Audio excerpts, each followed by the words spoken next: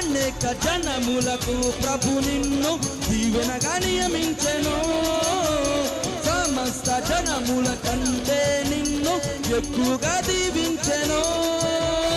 ఆకాశ తన నిధిని ప్రభు తెరచి ఎల్లప్పుడు సమృద్ధి నీకిచ్చెను.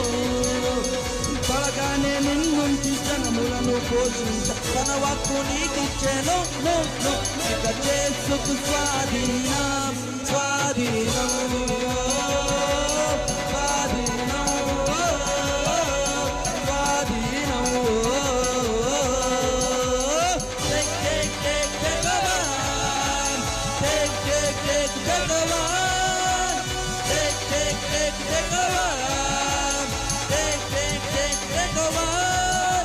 పరాక్రమము గల బలాఢ్యుడా,